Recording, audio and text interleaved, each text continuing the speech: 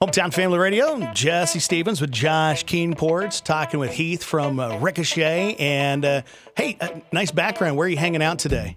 I'm at my ranch here in eastern Oklahoma today. Nice.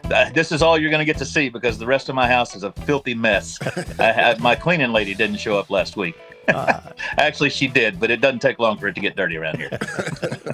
So, wanted to catch up with you, see what's been going on. Then and Now is actually a kind of a big thing. Looking at a band that's been around for so long.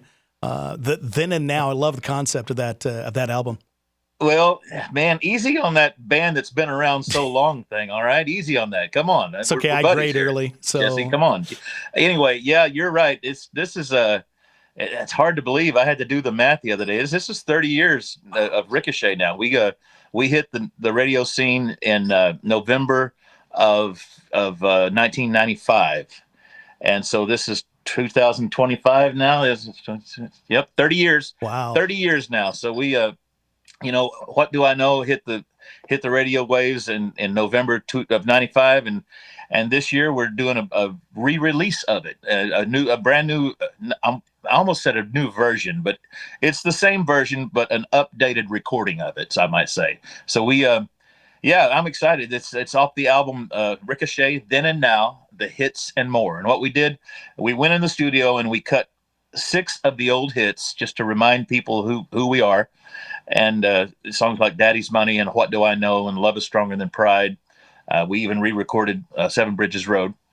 And then we decided that since it had been over a decade since our diehard fans had anything new from Ricochet, that we would record 10 brand new songs as well. So that's what we did. 10 new songs, 6 of the old songs. It's being released in just about every format you can imagine. So it's being released, obviously, on CD, downloads. If anyone still downloads, I know most people just stream these days. But if you want to own the project, you can get the CD, and it's also released on a double vinyl set as well. Vinyl's been coming out quite a bit lately. Seems really like has. Everybody's doing that, right? Heck yeah. We found my grandparents' old vinyl, and we were trying to get it hooked up and ready to go. And in fact, when we were going through some of the records, we found a bunch of old country records in there. And so it's like the ones that I grew up with. My grandpa had a 1995 Chevy Silverado, and we would take that down the road. Ricochet's, you guys would be on there all the time too when he was a chemical traveling salesman. And so that's how I fell in love with country music, just because of him. Records are a thing, awesome. but I don't see the 8-track coming back. I mean, come on. Oh, probably no 8-track on this particular release, or cassettes for that matter. But yeah, CDs, vinyl, and of course the digital format. So I'll have to talk to somebody about the 8-track thing. I'll get back to you, Jesse. But the Then and Now, is that going to be correlated with your guys' upcoming tour?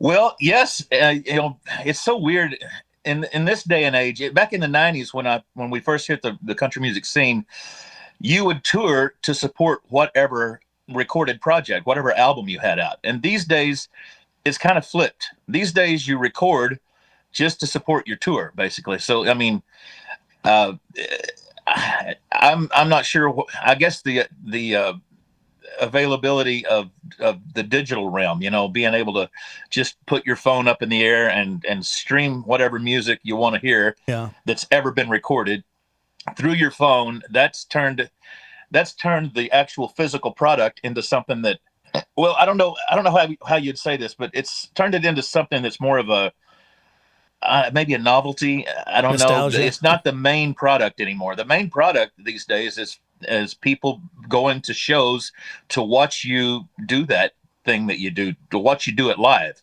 And so the live experience has become like the main musical commodity these days, For you, as opposed to the recorded music. For you being the lead singer, lead guitarist, I mean, so much goes into that. You don't see that in a lot of country performers these days. And so for me, I know just enough of guitar to know that's kind of hard, but you do it very well. So, well, thank you for saying that, Jesse. I've always said, if I lose my voice tomorrow, I need to still be able to make a living doing this thing that I love. I'm not a good enough rancher to make a living in the cattle business. I don't know that anybody can make a living in the cattle business. That's just a business model that doesn't that doesn't work well anymore. You got to have thousands and thousands of acres and do it, and thousands of head of cows and turn them. That business model is just hardly works anymore. And in music, at least that's something that I think I could be a guitar player in somebody else's band if I had to. And I'm not tooting my own horn here. I've also played fiddle, but not well enough to be a fiddle player in somebody else's band. I played just enough fiddle to get myself in trouble. So I love playing guitar. That's actually the first thing I started doing. Here's a fun fact.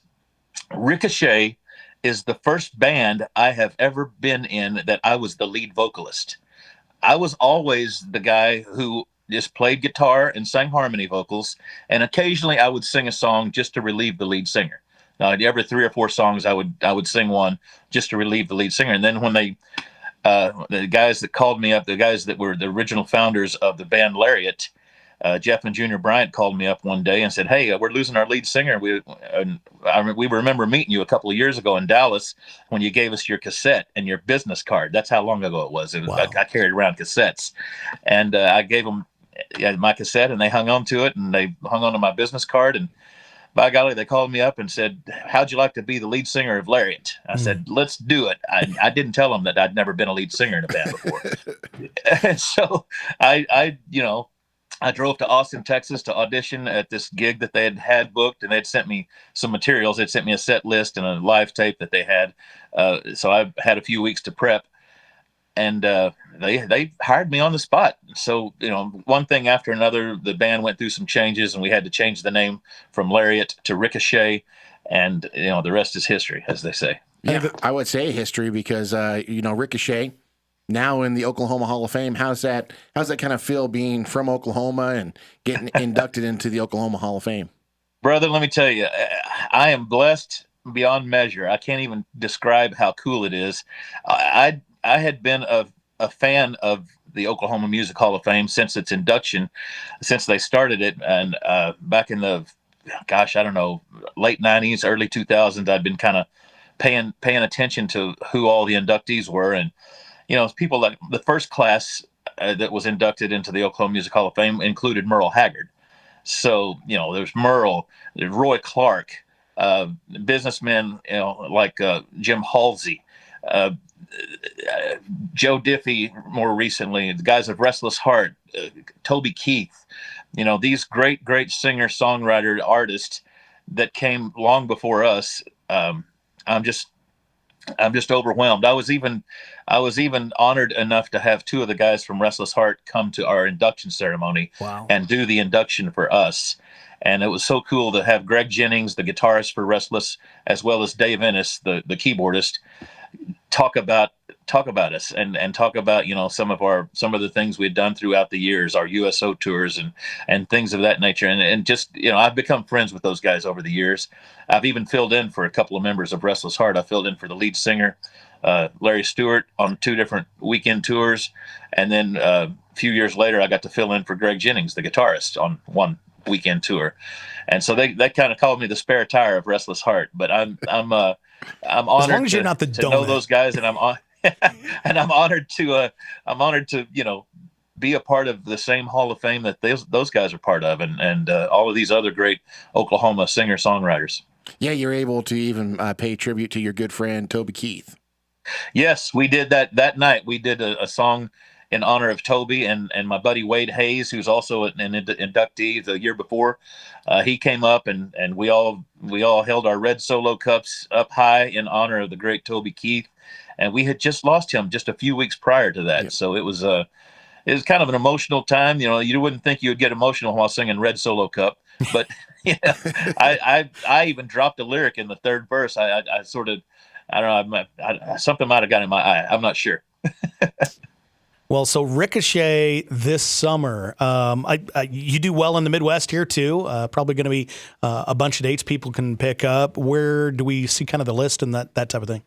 Well, we try to keep our tour schedule up to date on ricochetonline.com. That's our website, ricochetonline.com. I think ricochet.com has already taken when we got our website, but you can check us out. Our tour schedule stays pretty updated on that as well as the socials. We're always making announcements whenever we got a new show announced or something coming up that weekend. So just we have a Facebook page, we have Instagram, we have all the socials out there. I've got a guy that kind of tries to keep all that stuff up to date for me, and I do well just to remember what my interview schedule is. I had to have my publicist call me this after sending me a text last night saying, "Hey, don't forget you got 5 or 6 interviews tomorrow." Yeah. I said, "I'm on it. Don't worry about it, dude. Not my first rodeo." Of course, I overslept.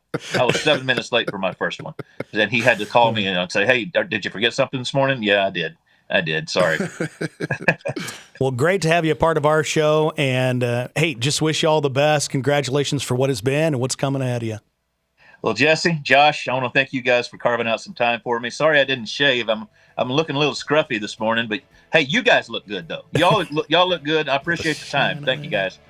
All right. Heath Wright, Ricochet. What's that website again? RicochetOnline.com. Check out our tour schedule. There's also a merchandise page on there. Tells you how you can get the new project, Ricochet Then and Now, the hits and more.